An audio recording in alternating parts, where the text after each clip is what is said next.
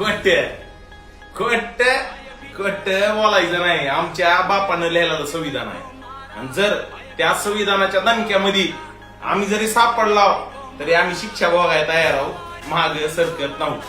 खोट खोट बोलायचं नाही, कॉपी करायची नाही.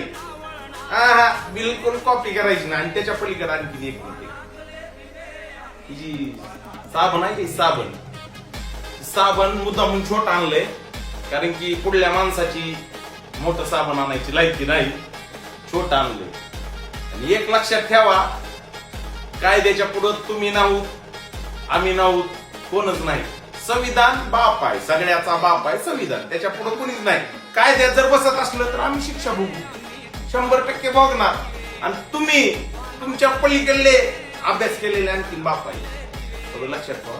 ह्या साबणाला कधी भोग, आमच्या ग्रामीण भाषेत कधी भोग पडल हे सांगता येत नाही. खोट खोट बोलायचं नाही. व्हिडिओ डिलीट होत नसतो.